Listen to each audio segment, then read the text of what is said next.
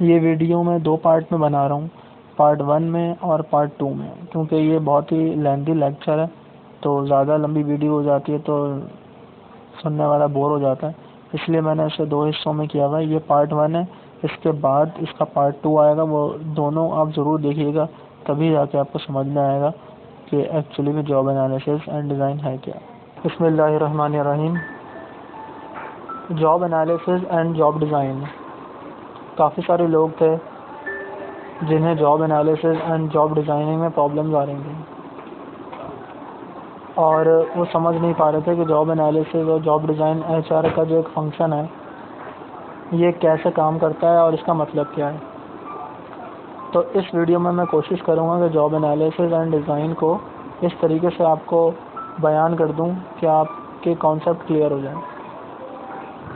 सबसे पहला जो पॉइंट मैंने यहाँ लिखा है आपके सामने, वो लिखा है कॉन्सेप्ट ऑफ जॉब एनालिसिस। मैंने ये नहीं लिखा कि व्हाट इज़ जॉब एनालिसिस। हम लोग क्या करते हैं, ये जान लेते हैं कि ये चीज़ है क्या, ये नहीं जानते कि इसका कॉन्सेप्ट क्या है। हमेशा हर टॉपिक को पढ़ने से पहले ये जान लेना ज़रूरी है, मेरे लिए और आपके लिए, दोनों के लिए, कि ये किया क्यों जाता है क्या, ये तो हम पढ़ लेंगे, लेकिन किया क्यों जाता है जब हमें ये मालूम हो जाएगा तो आहिस्ता आहिस्ता के व्हाट इज़ जॉब एनालिसिस या व्हाट इज़ ईटीसी हमें मालूम हो जाएगा। और ज़रूरी नहीं है कि ये हम एजुकेशन के टॉपिक्स में इस्तेमाल करें, ज़िंदगी में और बहुत सारे काम होते हैं, तो हम ये नहीं देखें कि ये काम कैसे होता है, हम ये देख लें कि ये काम किया क्यों जाता है, इसका कॉन्सेप्ट क्या है, इसका फ़ायदा क्या है। तो कॉन्सेप्ट ऑफ जॉब एनालिसिस, किसी भी ऑर्गेनाइजेशन में job analysis and job design ये इतना अहमियत रखता है कि पूरी ऑर्गेनाइजेशन जो है वो इस job analysis and job design पर चलती है। क्यों चलती है? क्योंकि एचआर का ये इतना इम्पोर्टेंट फंक्शन और स्टेप है जिसमें अगर ये फंक्शन गलत हो गया, यानी कि जॉब एनालिसिस गलत हो गई, जॉब डिज़ाइन गलत हो गई, तो यहाँ से प्रॉब्लम शुरू हो जाएगी पूरी ऑर्गेनाइजेशन के एंड तक। क्योंकि ऑर्गेनाइजेशन में जब तक एचआर जॉब एनालिसिस और जॉब डिज़ाइन सही तरीके से नहीं करेगी तो वो ना तो अच्छे लोग ला सकती है ऑर्गेनाइजेशन में, और अगर अच्छे लोग ले आई तो उनको अच्छी जगह पे पोस्ट नहीं कर सकती, और जब पोस्ट नहीं कर सकती जाहिर सी बात है कि अच्छे नतीजे नहीं निकलेंगे, रिजल्ट अच्छे नहीं आएंगे। अगर जॉब एनालिसिस में condition of work and knowledge, skill, ability, education and experience, हम 2 चीज़ों को फोकस करते हैं। एक तो जहाँ पे जो जॉब है उसके बारे में जानते हैं कि वो किस नेचर की है। फॉर एग्ज़ाम्पल, एक फैक्ट्री है जहाँ पे दूध की बोतलें पैक हो रही हैं। अब होता क्या है कि हमने नया इंटरनेट में बहुत सारी वीडियोस देख रहे होते हैं जिसमें पैकिंग हो रही होती है, मशीन के ज़रिए बॉटल जा रही होती हैं, कहीं कैप लग रहे होते हैं, कहीं फिलिंग हो रही होती है, कहीं पैकिंग हो रही होती है। तो अब वहाँ पे अगर आप देखें तो हर बंदा अलग अलग काम कर रहा होता है। कोई कैप्स लगाने को मॉनिटरिंग कर रहा होता है, कोई पैकिंग कर रहा होता है, कोई उसकी फिटिंग कर रहा होता है, कोई उसको सीक्वेंस में ला रहा होता है, कोई उसकी सफाई चेक कर रहा होता है, कोई क्वालिटी को चेक कर रहा होता है। तो ये बहुत सारी जॉब्स हैं।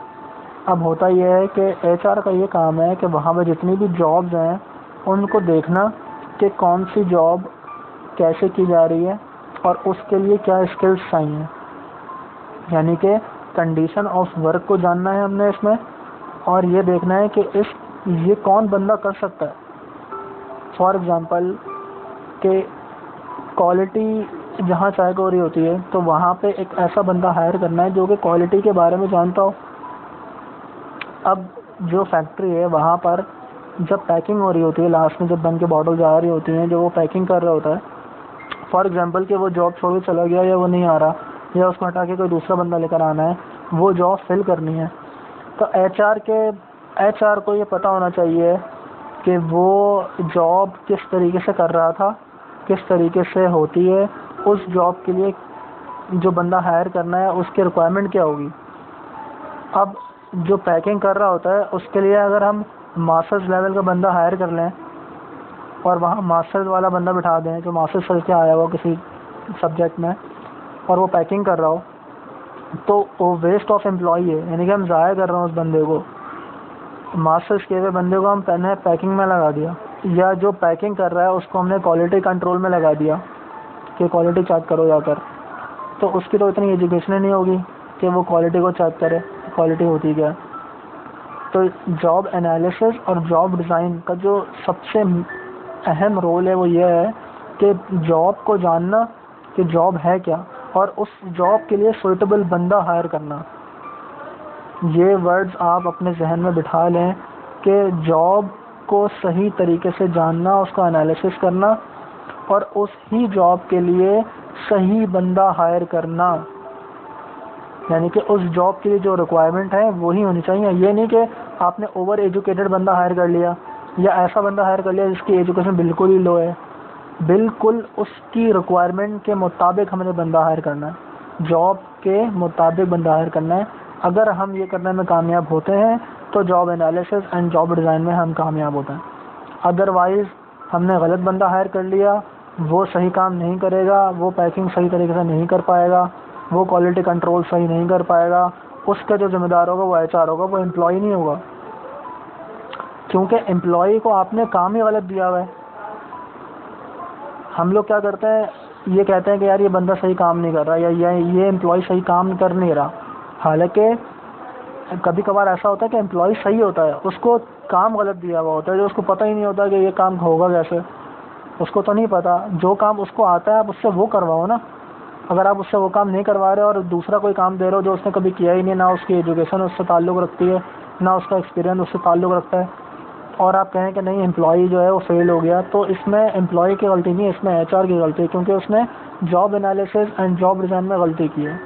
उसने ऐसे बंदे को वो काम दे दिया जो कि उसके करने का नहीं था। तो जॉब एनालिसिस और जॉब डिज़ाइन इसलिए अहमियत रखता है, इसकी इतनी ज़्यादा इम्पोर्टेंस इसी वजह से है कि अगर आप सही बंदे को सही काम करने को देंगे तो वो अच्छे तरीके से करेगा, अदरवाइज़ वो नहीं करेगा। तो ये जॉब एनालिसिस और जॉब डिज़ाइन का मतलब है, ये इसका कॉन्सेप्ट है और ये इसकी इम्पोर्टेंस है। अब आते हैं कि जॉब एनालिसिस के स्टेप्स क्या हैं।